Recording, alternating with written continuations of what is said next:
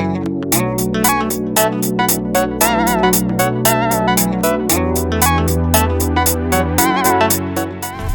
this episode, I am going to be talking about all of the Ubuntu 19.10 flavors. Now, if you don't know, Ubuntu 19.10 was recently released. Ubuntu 19.10 is one of the most controversial releases of Ubuntu yet.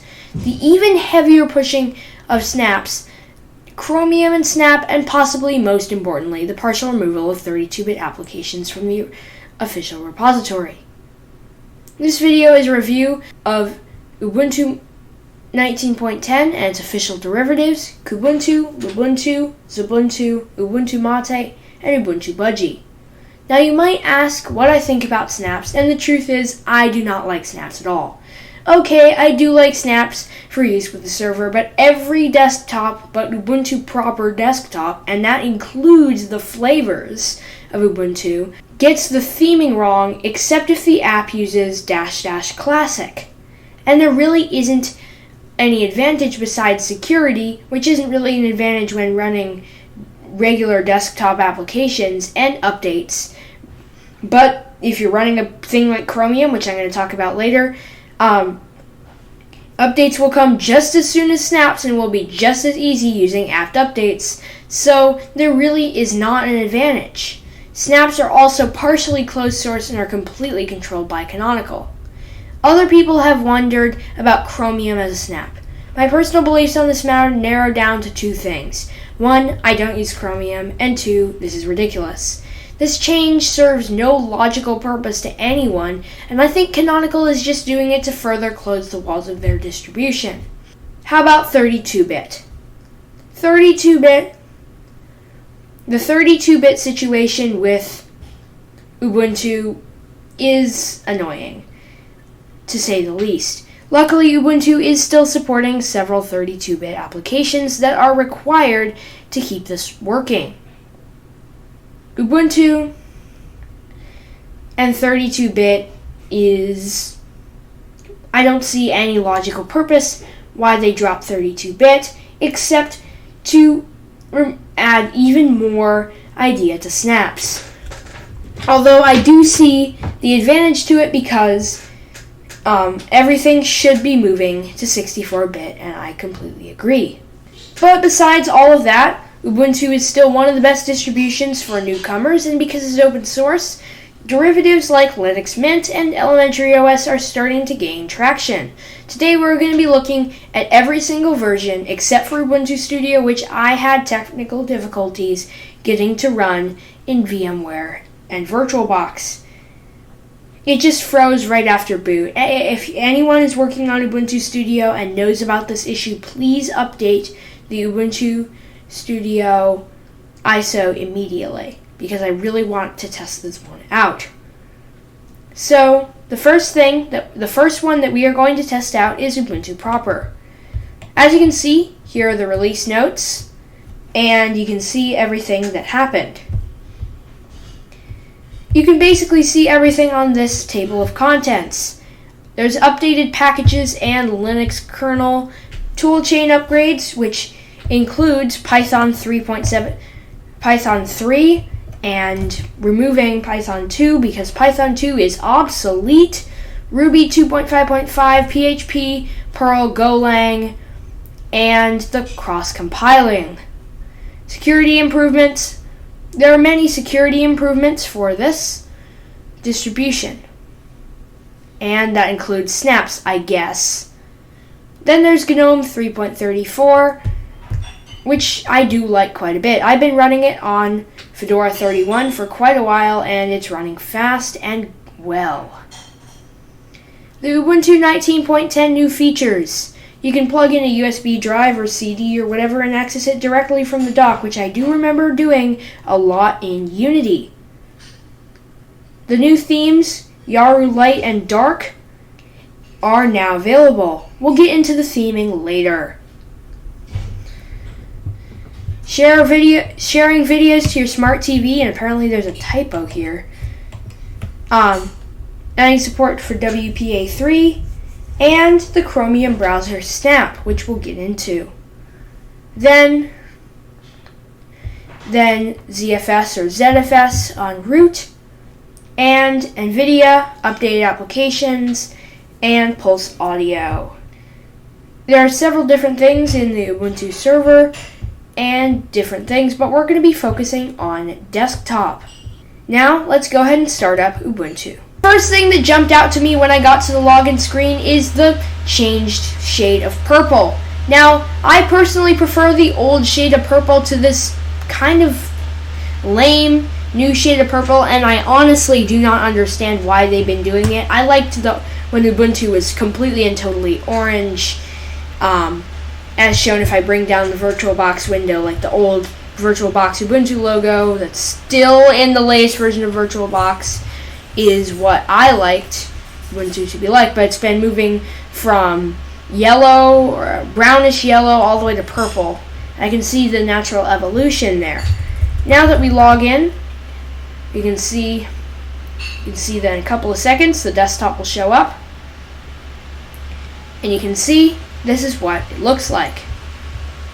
The wallpaper is very cute in my opinion, and I'm glad that they went with it. As you can see, the animations are smoother, although not by much. The only reason there's not smooth is because I'm running a screen recorder while doing all of this. Not much new as far as user changes, but it does have some nice features. The Software Center has been improved quite a bit for snaps. Now, they did not end up going with the Snap Store that I wanted them so badly to go with, but it does have improved search. So if I search for Thunderbird, for example, it actually loads it, and then if I do Thunderbird, it does still rearrange this thing, but it's not as annoying as before. Thunderby, it shows up. It does not have any of those weird bugs, and if I delete everything, it does still show the last thing right here, which is annoying, but it's just the way it works. And you may have seen that the theming on these windows is a bit different. Now, personally, I think this is going back on the excellent Yaru theme that they had before. This theme just looks very inspired by Adwaita, and I prefer, and I know why they did it. They did it to increase compatibility with Adwaita theme, make applications look good. If they look good in Adwaita theme, or rather Adwaita, I should probably say, they will look good in this theme. But I do not much like this new theme, and I would find myself, if I was running this as my daily driver, I would find myself changing the theme to a different theme pretty much right after I finish just setting up my machine, or the old Yaru theme that I prefer. Anyway, there are GNOME 3.34 specific remakings, such as the backgrounds, which took me a few seconds to get used to and understand exactly what these mean, but once I understood what this meant and why they did it this way, I completely agree with that. I do quite like this wallpaper right here.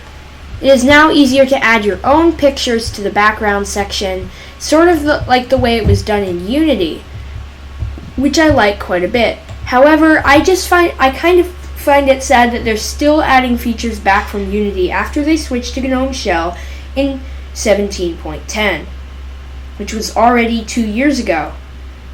Time goes by super fast. Now that we've reviewed Ubuntu 19.10, let's move on to Kubuntu. Next up, Kubuntu. As you can see, there are some new changes in Kubuntu, such as basically just the plasma changes. You can see the Kubuntu menu here, the KDE menu, the KDE applications, and some updated applications, such as Latte Dock being included in the Ubuntu archive, which I find quite nice. Even though I don't use Latte Dock, I've used it a couple of times. This is basically the exact same stuff as with the Ubuntu release notes. Next up, we're going to go ahead and start this one up. This release of Kubuntu is no different from any other in that there is only small incremental changes to the Kubuntu desktop. And as you can see, VMware is being fussy with me again, and so I'm going to have to go out of full screen and back in for it to adjust resolution. There we go. Not much of a difference which is typical for Kubuntu releases. However, I did notice just right now that the wallpaper has been changed to this wallpaper in comparison to the old Kubuntu that was automatically set to cluster instead of to next. I think this one, next is what this one's called, and it used to be cluster, and I personally like the cluster wallpaper better, but KDE's wallpaper selection is very nice. Especially this one stands out, which I kind of just find hilarious, and path. I'm going to set it to path because I like nature. There is not much new, but KDE does have some nice features, such as the Plasma Vaults feature. I think Kubuntu is a great distribution for anyone who wants to use Linux. I thought about switching to it, but I ended up switching to Zorin OS instead, just because I like GNOME better than KDE. In any case, let's shut down Kubuntu and move on to Lubuntu. Not really much new, just the desktop wallpaper and stuff like that. There wasn't really anything much new here. Lubuntu has never been strong on design, and that is especially true after they switched to LXQT. Now, I personally think that LXQT is kind of a mess and is not as fully featured, and is kind of a cross between a GTK and QT desktop that can't decide which one it is. In any case, this is the desktop with this, which interestingly I noticed has the snappiness of GTK2, but also is based on QT, which I find kind of weird. I think that Lubuntu is a fully featured distribution, but I do not think it is the best distribution for newcomers. Inconsistencies are common in this distro, and I've always noticed it ever since the switch from GTK to QT. I've noticed that in this distribution, if you want to launch a GTK application, it opens with the default Adwaita theme, and in QT applications, well, they open with Breeze. So the inconsistencies do bother me quite a bit, especially since this distribution is supposed to be good for newcomers. I will always recommend using LXDE over LXQT until LXQT gets its act together. But anyway, this distribution does have some nice features, and I'm not going to press it too hard because it's just Linux. Now let's go ahead and shut down here and move on to the next Linux distro. The next distribution will be Xubuntu. Xubuntu has some major changes, such as XFCE 4.14, which I was very excited about because XFCE 4.14 is brand new. It also has ZFS or ZFS on root, just like the distribution. Now, some other updates are color emoji and different packages. Now let's go ahead and start up Xubuntu and review it. Xubuntu has a pretty basic login screen and always has, and basically is unchanged from before. Sorry about the menu flickering, that's just a bug in VirtualBox. This does not happen on real computers. I could try it in VMware, but I did not have time to do so. Here is, as you can see, it looks pretty much unchanged, but I have noticed that the icons now reflect the modern elementary OS look and feel, rather than the old elementary OS look and feel that was included in the old XFCE 4.12. But of course, you could change the icons to whatever you wanted, and so that's what you could do. The theme is pretty much unchanged, and because that theme had GTK 3 capabilities before, it's unchanged. But it does have some better GTK 3 support, and all in all, runs pretty well. It's a good distro, and I would recommend it to newcomers that want to do a little bit more learning than with something like Ubuntu or Kubuntu or Ubuntu MATE or anything like that. Now, that's basically it for Xubuntu. So now let's go ahead and move on. Let's go ahead and move on to Ubuntu Budgie. So, the Ubuntu Budgie release right here, you can see what the artwork looks like here. Point is, now has some new features, and it isn't really much new. It's just like a new Budgie desktop on GNOME 3.34, new applets, new graphics, ZFS, Nemo, and more. So, now let's go ahead and review Ubuntu Budgie. Ubuntu Budgie's login screen is pretty much the same as before, with the Unity style version of LightDM. So you can see this is what the Budgie desktop looks like, and I've always found it very attractive. It's kind of Mac-like, but it also has some Windows-like elements as well. It's kind of a cross between elementary OS and GNOME 3.34.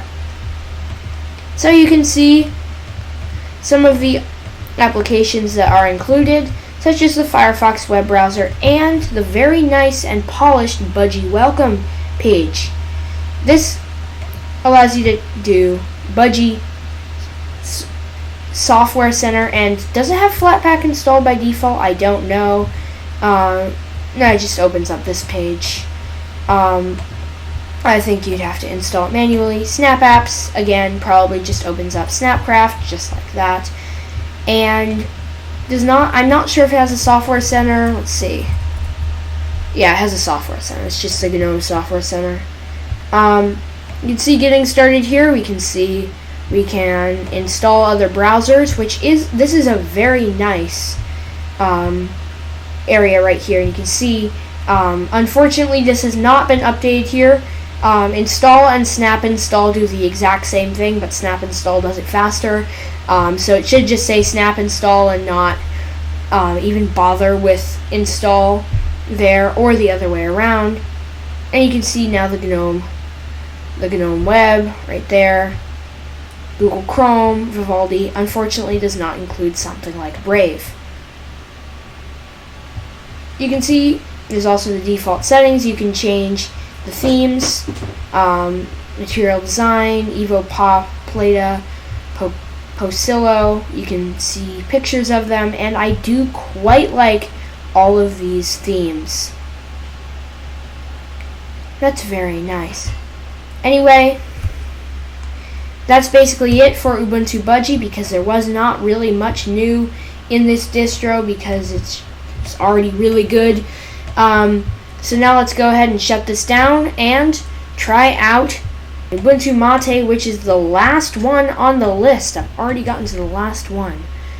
You can see just a paper cut release and the quality of the Ubuntu MATE releases, and ZFS extensions, icon themes, and you can see that is a big difference. Window controls are high DPI aware. It's a very nice thing. And there's supposed to be color emojis there, but I don't know what. It's just Zorin OS doing weird stuff. But you can see indicators are now working, because that does not look good. That ginormous cloud button does not look all that good. Anyway, you can see the notification center and all of the different patch updates and all that stuff that is very nice that is now included in the system. So you can see we have desktop layouts, and basically this is just a paper cut update that that has some nice features like MATE Optimist and ISO optimizations, and really this is a nice distro and very well documented and well polished. So let's go ahead and review it. So you can see desktop layout right here, and these are some very nice desktop layouts, and this is a snap. So as much as I don't like snaps, this is a really good one.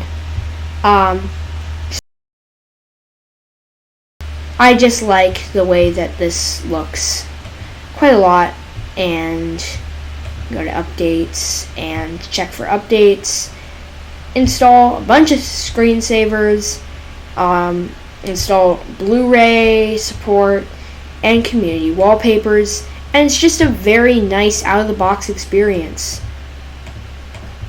Now that Ubuntu MATE unfortunately was not reviewed all that positively because of some of the issues that I had with this, but I do really like this distro, and I think that this distribution has promise and really is a nice distro overall. But I do think that the theming on this distro is not all that good. It's ambient MATE, and it looks like it's from 1994. And they have not made a Yaru specific theme for this, which is a little bit annoying, but that's basically it for the Ubuntu MATE review, and that, I think, wraps it up for this video. I hope you have enjoyed this, and it's going to require a lot of editing, so a like would be appreciated, and thank you for watching.